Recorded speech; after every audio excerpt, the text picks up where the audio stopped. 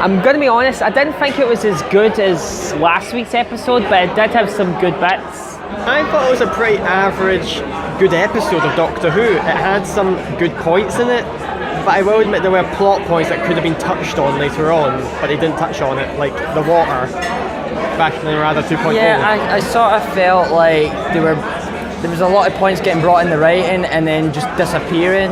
And so anyway, this episode was basically just Keys of Marinus 2. But the thing is, have you seen Keys of Marinus? I enjoyed it. Not as good as last week's, but I really did enjoy it. I've liked it. I thought it was good, but it wasn't as good as last week's one. Like, I thought most of it was very like a generic sci-fi movie. So like, I felt like I've seen it before. I think it was very, very good. Very similar to a David Tennant episode about the big sand arena. But I think the robots were brilliant with all shooting lasers, which is very common for Doctor Who. I thought it was good. I liked the desert planet. It was much like Tatooine in Star Wars. I like that. It was quite nice. Second episode was really good. I know some people have been talking tonight saying it was a bit filler, but to be honest, it's just her on a random planet, just for her wits and that. She's brilliant. That's what the Doctor does. The Doctor, stranded, has nothing to use, but yet somehow comes out on the other side. That is the Doctor. I thought it was grand. I really, really enjoyed it. Obviously had to be very different from last week's, even if it came down to terms of lighting.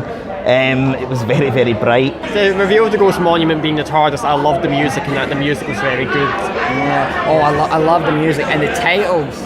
Were very different, very dark, and I love the fact that it's something more chaotic and there's no TARDIS, there's no space. It's sort of thrown out and you would expect out the window and gone, here's something new, here's something breathtaking, here's something really quick, really snappy in 20 seconds, here's the title. I love the titles, very trippy, very different. I'm glad that they kept it.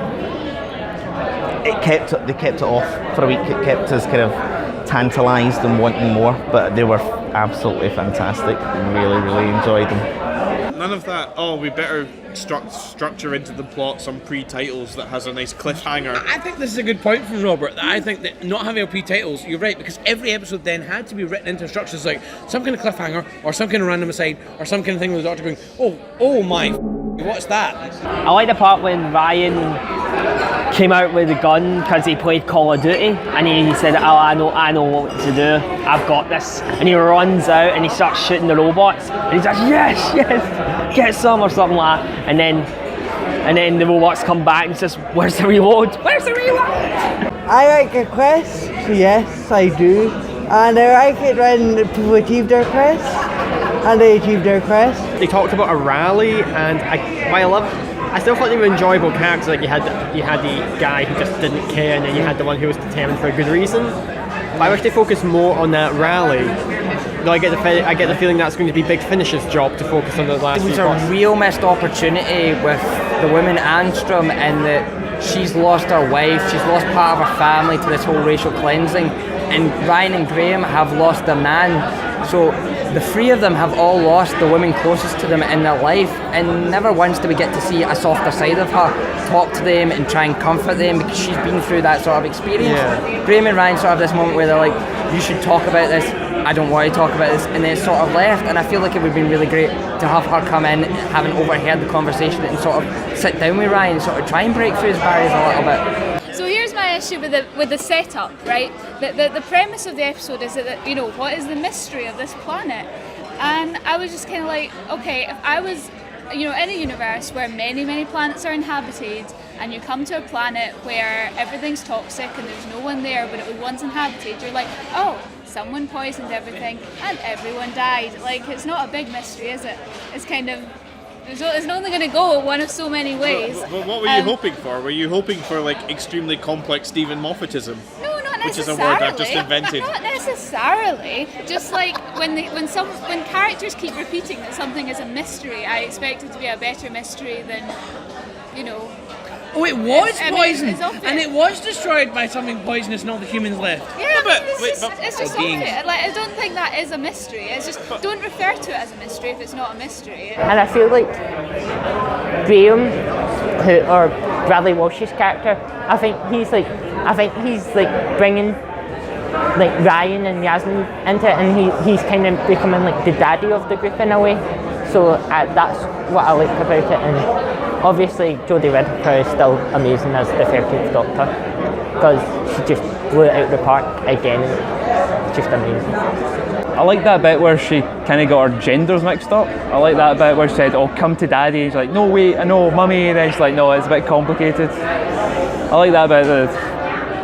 And now she's like, "Oh, I forgot my keys." You know, like that whole kind of relationship thing where, "Oh, I came up late at night, won't let you in." He's like, "Honey, I forgot my keys," and the door just opens. I like that wee touch.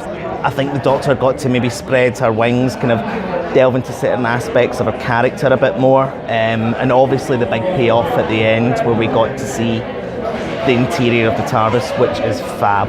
It looks really, really good. Love the custard cream dispenser.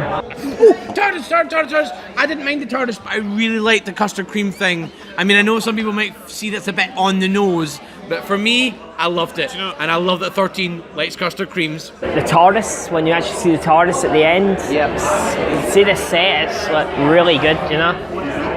And also dispense these things. I love the TARDIS. I love the crystals, and I love how they light up, and the custard cream dispenser. So I love that. My only issue with it is it's a bit dark, so maybe they just need to fix the lighting in some areas, and then probably be perfect. The new TARDIS was brilliant, the crystal feel and the biscuit dispenser. Yeah. I want one in my room. Yeah, I'll definitely agree on that. I love the new TARDIS. It's a very different. It's different and yet it's old at the same time. Like you can see little mixes of, oh, there's the roundels from the 11th Doctor sort of mixed in with something new.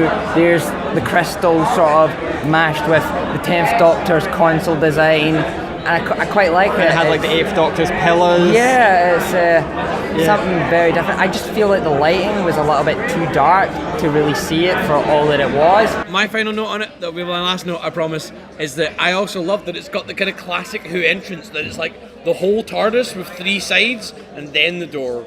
I think that's quite clever. I'm looking forward to next week's, but it was grand. It was really, really good. It was a good average second episode, but they did have points they could have built on, but they didn't. It was still fun to watch.